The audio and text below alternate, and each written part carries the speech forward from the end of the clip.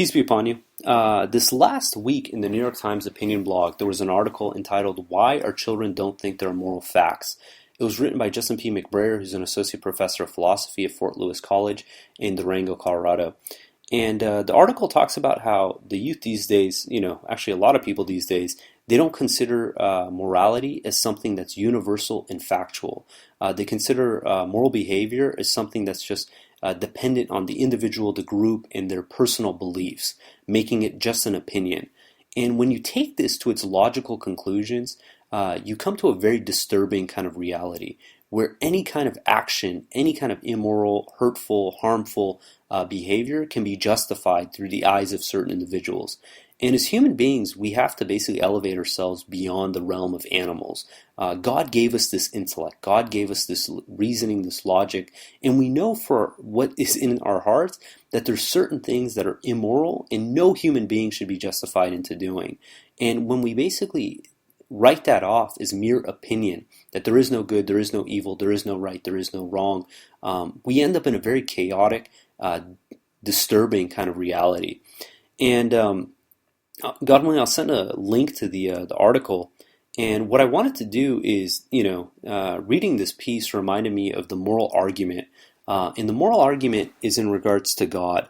And the argument is that without God, there is no morality. Without God, there is no good, there is no bad. It's all relative.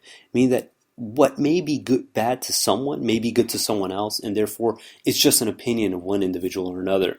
And, God, by definition, His attributes are what we strive for morality, right? When God explains Himself as being kind, compassionate, most gracious, most merciful, we realize that these are the realms of morality that we try to mimic. And God tells us exactly what immoral behavior is, and these are the things that we try to avoid, we try to condemn. And as opposed to trying to put, a podcast myself in regards to this topic, just because it's such a heavy topic, there's some awesome pieces that I found online. One in particular is by Doug Powell. Doug Powell is an American musician, Christian apologist, and author, graphic designer, programmer. Seems like he does a lot. But he put together two pieces on YouTube in regards to the moral argument. And God willing, I'm going to play that, and it's really well articulated. But the first audio I'm going to play is from William Lee Craig. So William Lee Craig is an American analytical philosopher. He's done a number of debates. He's very well spoken, and he put together this short video in regards to this moral argument. And the video starts off with asking the question, is it possible to not believe in God and to do good? And it shows an atheist going and getting a kitten out of a tree. And from there, it says that, hey, look, it's possible. But I'm going to just play the audio and, taking that context, that piece into context. The audio itself is pretty self-explanatory. So if you want to go online, you can look it up. It's called The Moral Argument, William Lee Craig, and the other one is Moral Argument, Doug Powell. Both videos are awesome. God willing, we'll listen to both those, and then, inshallah, we'll read some of the verses in the Quran in regards to the moral argument. Can you be good without God? Let's find out. Absolutely astounding. There you have it. Undeniable proof that you can be good without believing in God. But wait, the question isn't, can you be good without believing in God? The question is, can you be good without God? See, here's the problem. If there is no God, what basis remains for objective good or bad, right or wrong? If God does not exist, objective moral values do not exist. And here's why. Without some objective reference point, we have no way of saying that something is really up or down. God's nature provides an objective reference point for moral values. It's the standard against which all actions and decisions are measured. But if there's no God, there's no objective reference point. All we're left with is one person's viewpoint, which is no more valid than anyone else's viewpoint. This kind of morality is subjective, not objective. It's like a preference for strawberry ice cream. The preference is in the subject, not the object. so it doesn't apply to other people. In the same way, subjective morality applies only to the subject. It's not valid or binding for anyone else. So, in a world without God, there can be no evil and no good, nothing but blind, pitiless indifference. God has expressed his moral nature to us as commands. These provide the basis for moral duties. For example, God's essential attribute of love is expressed in his command to love your neighbor as yourself. This command provides a foundation upon which we can affirm the objective goodness of generosity, self-sacrifice, and equality. And we can condemn as objectively evil greed, abuse, and discrimination. This raises a problem. Is something good just because God wills it, or does God will something because it is good? The answer is neither one. Rather, God wills something because he is good. God is the standard of moral values, just as a live musical performance is the standard for a high-fidelity recording. Without your love. The more a recording sounds like the original, the better it is. Likewise, the more closely a moral action conforms to God's nature, the better it is. But if atheism is true, there is no ultimate standard. So there can be no moral obligations or duties. Who or what lays such duties upon us? No one. Remember, for the atheist, humans are just accidents of nature, highly evolved animals. But animals have no moral obligations to one another. When a cat kills a mouse, it hasn't done anything morally wrong. The cat's just being a cat. If God doesn't exist, we should view human behavior in the same way. No action should be considered morally right or wrong. But the problem is, good and bad, right and wrong, do exist. Just as our sense experience convinces us that the physical world is objectively real, our moral experience convinces us that moral values are objectively real. Every time you say, "Hey, that's not fair, that's wrong, that's an injustice," you affirm your belief in the existence of objective morals. We're well aware that child abuse, racial discrimination, and terrorism are wrong for everybody, always. Is this just a personal preference or opinion? No. The man who says that it is morally acceptable to rape little children is just as mistaken as the man who says 2 + 2 = 5. What all this amounts to, then, is a moral argument for the existence of God. If God does not exist, objective moral values and duties do not exist. But objective moral values and duties do exist. Therefore, God exists. Atheism fails to provide a foundation for the moral reality every one of us experiences every day. In fact, the existence of objective morality points us directly to the existence of God.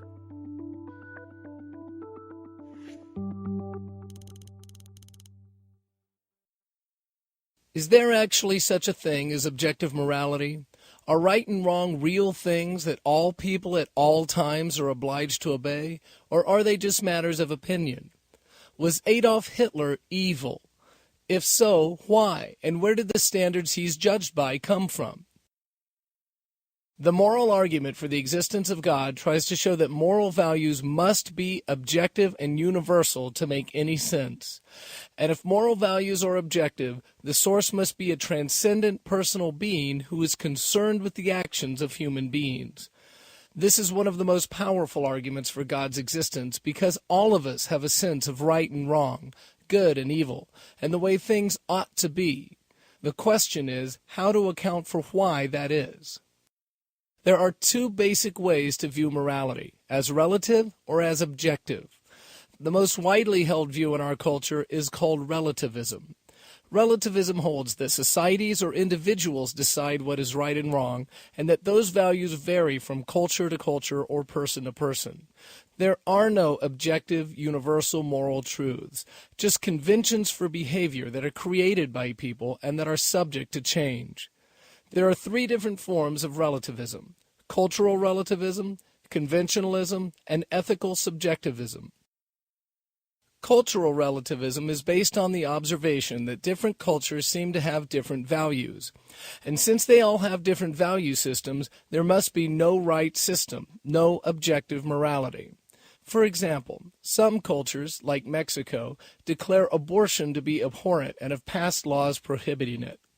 Other cultures, like the United States, permit abortion as a legal option open to any pregnant woman for any reason. Still other cultures, like China, have actually required abortions under certain circumstances.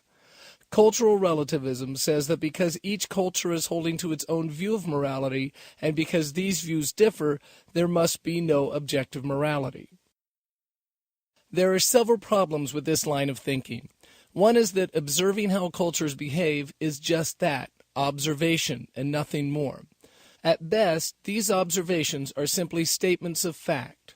Morals are not descriptions of the way things are. Morals are prescriptions of the way things ought to be.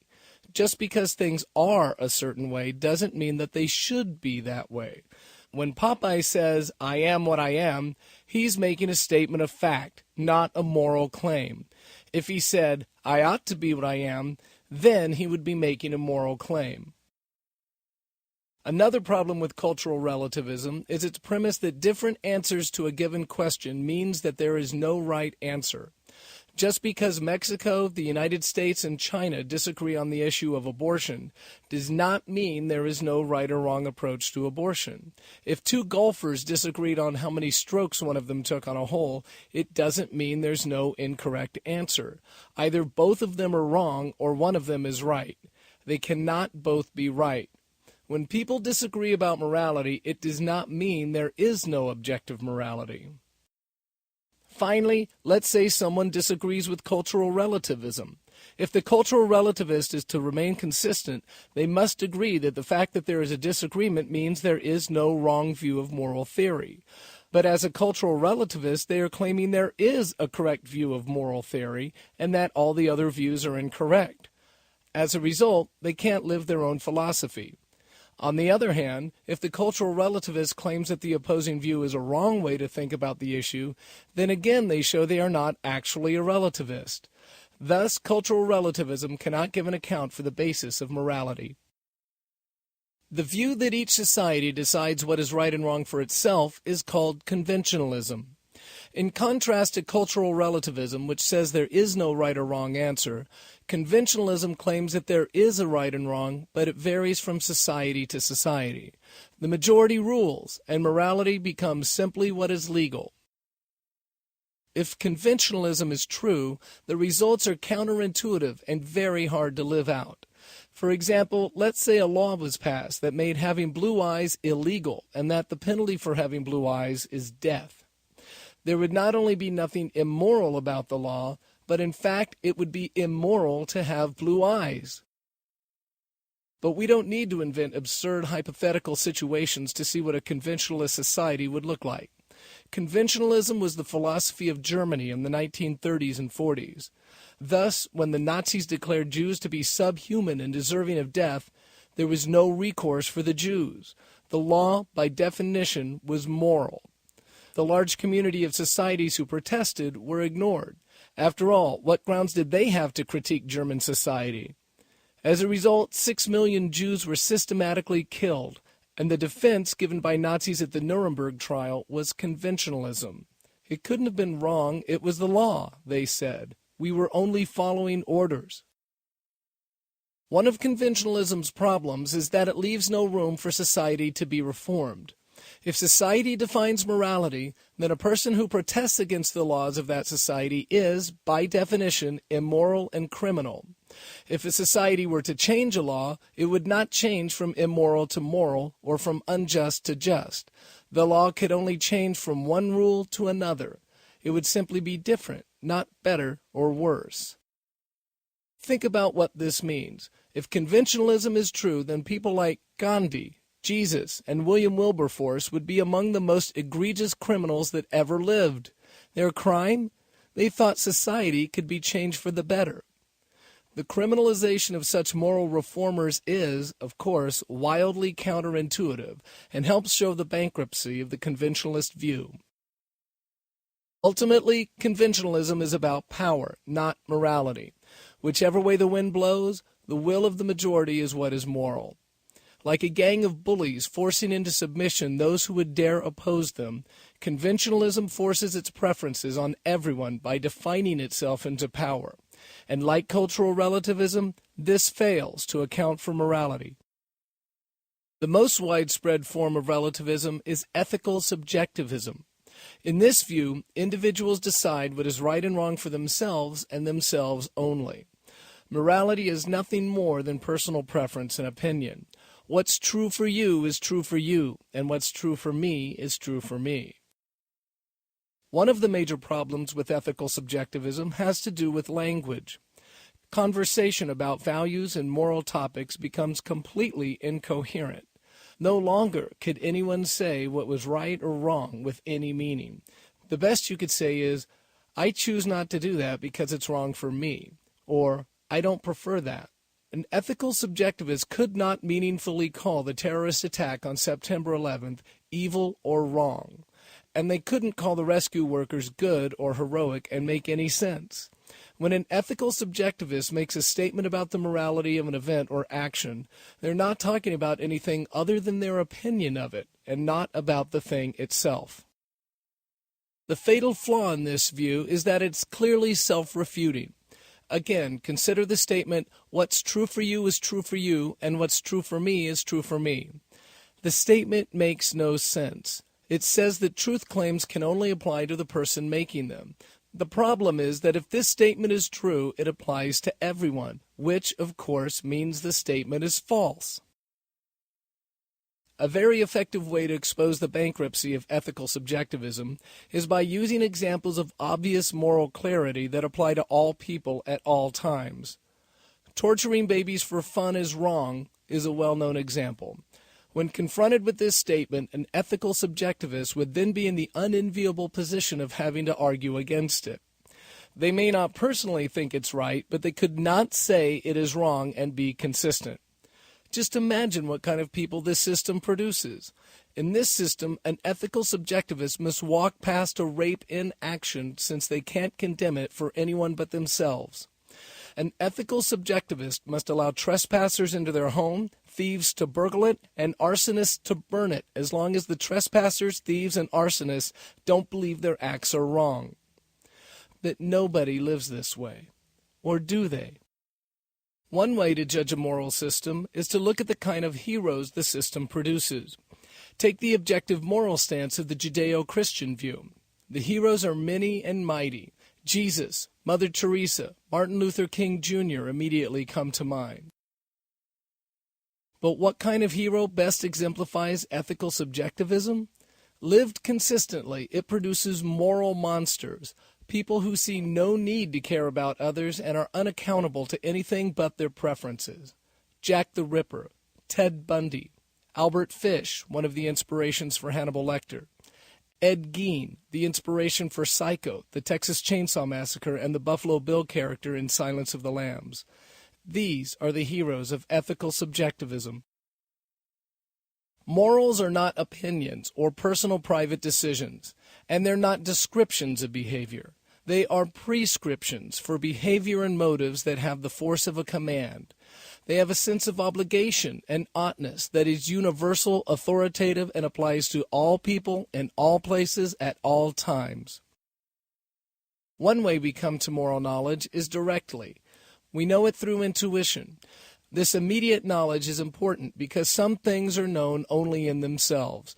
No investigation of facts or reasoning is required. This is precisely what's demonstrated by clear case examples like torturing babies for fun is wrong. Nobody has to investigate this claim before they can take a moral stance on it. Our intuition enables us to recognize it as self-evident. Just because we have moral intuition does not mean we don't have to develop it, however. Even though we have an intuition for logic, we still have to cultivate a reasonable mind to better act on that intuition. The same is true with moral intuition. We have to cultivate our minds to be sensitive to it and to act on it. There are several ways to show that all people, even self-professed relativists, actually believe in objective morality at their core. As we've seen, one way is through clear case examples. These examples don't have to be confined to outlandish claims like the torture example. Often, conversations present opportunities to make this point in a much more personal way. Christian thinker Francis Schaeffer was a master at this. He once had a conversation with several students, one of whom disagreed with Schaeffer's moral objectivism. The student claimed that there was ultimately no difference between cruelty and non-cruelty. Another student who was listening decided to put that belief to the test. He picked up a tea kettle full of boiling water and held it over the first student's head as if he were about to pour it on the student. He then said, "There is no difference between cruelty and non-cruelty." The first student realized that in his worldview he couldn't object to the threat, and he got up and left the room disillusioned. What makes these kinds of situations so powerful is that they're opportunities to take the conversation out of the abstract and put it into the everyday world we all live in. In this light, the force of the objectivist position is undeniable, no matter how hard someone tries to resist it. Another way of exposing objectivism in a relativist is to discover their passion and relativize it. Let's say, for example, a relativist believed deeply in animal rights. A moral objectivist could tell the relativist how he's trying to find a new shampoo and just tested out a couple of brands by rubbing the shampoo into the eyes of a dog to see if there was any adverse reaction. The relativist will betray what they say they believe and object to these actions, and rightly so. But by objecting, they demonstrate the reality of moral objectivism. Moral laws are not personal opinions. So, objectivism stands out as the only coherent view of morality and the only way that can be consistently lived out. At this point in the argument, all that's been shown is that there are very good reasons for believing that objective morality exists. Two questions now arise. Where did morals come from, and why should we obey them? To find the source, we should look at the characteristics of morality. Morality is prescriptive, a command, universal, objective, and authoritative. Prescriptions and commands are forms of communication, and communication happens only between minds. Also, because morals deal with a purpose and a will, the source of morality must also have a purpose and a will. Because morals are universal and transcend individuals, society, and time, the source must be universal and transcendent. Since morals are authoritative, they must come from an authority, and authority can only be held by a person. Finally, this person must have the power to impose his moral will on us and provide us with an ability to know that moral will through intuition. Thus, morals come from a transcendent person who has the power and authority to impose a moral law on us, and we call this person God. Another indication of where morals come from is found in what happens when we violate the moral law. We've all ignored our moral intuition and done what we know is wrong, and the result has been guilt. Sometimes it's obvious to us whom we feel guilty towards. At other times, the object of our guilt is not so clear, like when our guilt stems from our own thoughts or motives. To whom do we feel guilty then? The answer is in the question, whom, not what. We feel guilty towards persons, not objects. And we don't just feel guilty toward the person we deceived or harmed, but we understand the law came from someone, not something, and we feel guilt towards that person. But is something good just because God says it is, or is there a standard that God's using? If something is good just because God says it is, then the standard is arbitrary, since it could have been something other than what it is. Or if God uses something outside himself as a standard to judge things, then God is not truly God, since he relies on something outside himself.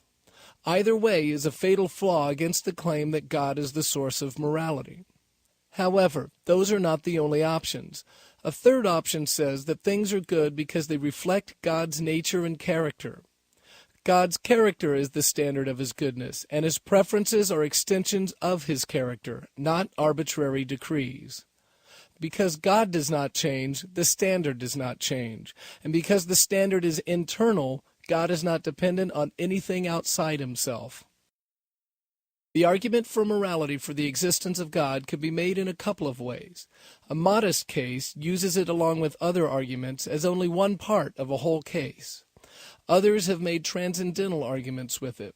This approach asks what the necessary preconditions are for objective morality and argues that only the God of the Bible can account for it. This is obviously a more ambitious take on the argument, but it can be extremely effective. Both methods rely on the same claim, that objectivism is the only coherent view of morality and the only view of morality that can be lived consistently. And it points very strongly toward the existence of a transcendent, powerful, personal God. So inshallah, those were beneficial for anyone who was listening, and just wanted to look at some of the verses in the Quran in regards to the moral argument. We see that if God does not exist, then objective moral values do not exist. When God created the universe, God defined what is good and what is evil. God set this standard, and it's by these attributes that we know what the moral truths of this world are. God tells us in chapter 91, verse 6 through 8, it says, "The earth and him who sustains it, the soul and him who created it, then showed it what is evil and what is good." God showed the human being what is evil and what is good. This is not limited to one group of people. Good and evil are universal truths. Just about all of us come from different cultures, backgrounds, societies that, at one point or potentially uphold unjust or evil behaviors. And it's our duty to rid ourselves of these immoral behaviors. And it's not an excuse to say that, oh, this is the way it is, this is the way it's always been. And God gives us the example in chapter 2, verse 170 to 171 about maintaining the status quo. The header is maintaining the status quo, a human tragedy. It says, "When they are told, follow what God has revealed herein, they say, we follow only what we found our parents doing. What if their parents did not understand and were not guided?" The example of such disbelievers is that of parrots who repeat what they hear of sounds and calls without understanding. Deaf, dumb, and blind, they cannot understand. So, let's not be in this context of just repeating what's being said to us. Let's think critically. If we see actions and behaviors that are immoral, irrespective of their legality, we need to stand up against that. In 5:100 it reads, "Proclaim, the bad and the good are not the same. Even if the abundance of bad may impress you, you shall reverence God, even if you are in the minority. O you who possess intelligence, that you may succeed." And you think about how obvious of a statement this is. The bad and the good are not the same. Yet there's people that have committed their lives to try to explain, to try to convince people that there is no good, there is no bad, it's all relative. Anything is permissible. And it reminds me of a quote from John Lennox. He cited someone. It says that if God does not exist, then everything is permissible, meaning that anything can go, any behavior, irrespective of how immoral, how outrageous it is, it might be justified to that one individual, and we have no say in the sense of saying what's right and what's wrong because it's all relative. C.S. Lewis, when he was moving away from atheism, he wrote this piece. He says, "My arguments against God was that the universe seemed so cruel and unjust. But how had I got this idea of just and unjust? A man does not call a line crooked unless he has some idea of what a straight line is. What was I comparing the universe when I called it unjust?" Right? In this example, C.S. Lewis is talking about the universe, and he knew inherently, he knew what just and unjust is, and he was calling the universe unjust, meaning that in order for the universe to be unjust, there has to be some standard by which just is. And if just and unjust is just an opinion, there is no standard. God by definition is just. God by definition is good. Giving us a baseline of what is good and what is bad. To neglect these facts and go by our own opinions and not constantly calibrate towards the standards that God set before us, we'd be doing ourselves a huge disservice. And if society abided by this, then we would be in absolute chaos. Imagine a world where it's accepted that anything goes. There is no good, there is no bad. Lying, eugenics, cheating, stealing, Holocaust, all these horrendous acts could be justified. In 873 it reads, "Those who disbelieve are the allies of one another. Unless you keep these commandments, there will be chaos on earth and terrible corruption." 23:71, it says, "Indeed, if the truth conformed to their wishes, there would be chaos in the heavens and the earth. Everything in them would be corrupted. We have given them their proof, but they're disregarding their proof." And you think about how much of an obvious statement there is. This is that there is universal moral truths, that this is not limited to the idea or the opinion of one individual. It's something that becomes so inherent in us that when we see immoral actions, that our stomach churns. Even infants realize what is good and what is bad. Yet, when we get older, our egos kick in and try to convince us otherwise. God is the standard of which all our actions, decisions should be measured by to determine if something is good or evil. Without objective moral values, there are no universal truths. When it comes to morality, it's only one person's opinion versus another's. This is what distinguishes us from animals. But unlike animals, we have the responsibility and intellect to make moral judgments. Psalm 179 says, "We have committed to hell multitudes of jinns and humans.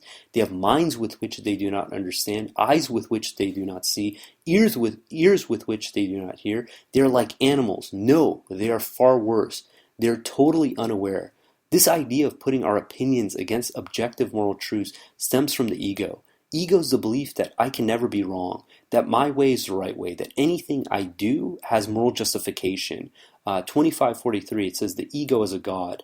Have you seen the one whose god is his own ego? Will you be his advocate? Do you think that most of them hear or understand? They're just like animals. No, they are far worse.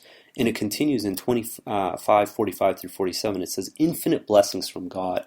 Have you not seen how your Lord designed the shadow? If he willed, he could have made it fixed. Then he would have designed the sun accordingly. But he designed it to move slowly. He is the one who designed the night to be a cover for you to sleep and rest. He made the day a resurrection." And it's interesting that God is talking about ego, and then he basically talks about the shadow. And while you can have good without evil, you can't have evil without good. Just like you can't have sunshine without shadows, but you can't have shadows without sunshine. So this was a statement I picked up, and I'm going to read it again because I don't think I did it justice. So you can have good without evil, but you can't have evil without good, because evil in essence is the counteraction of good. And similarly, you can have sunshine without shadows, but you cannot have shadows without sunshine. And in this verse it says, "Have you not seen how your Lord designed the shadow? If he willed, he could have made it fixed. Then we would have designed the sun accordingly." What this corresponds to me, what I take away from this, is the fact that God is the one who designed this system. God designed what it is to be good and what it is to be evil. God set that standard. If he wanted to, he could have made it, a different way. But this is the standard by which God designed it. And, without a moral compass and universal moral truths, we would be blundering and needless. And in 51:6 through 8, it says, "The day of judgment is inevitable. Despite the perfectly created sky, you continue to dispute the truth. Deviating, but therefrom are the deviators. Woe to the falsifiers. In their blundering, they are totally heedless." Anyone who makes the argument that there are no moral truths, that anything is permissible, that good, evil, these are just mere opinions of one another, is just fighting the most obvious of human tendencies, the most obvious of inherent human beliefs, of realizing what is good and what is evil. And you see that some people, they actively seek to disbelieve, and they convince themselves of all kinds of nonsense to get to that belief.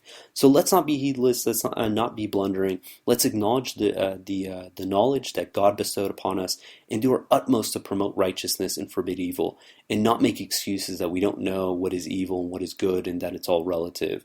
God willing, we're going to stop there. If you got any comments, questions, hit us up at QuranTalk@gmail.com. Until next time, peace and God bless.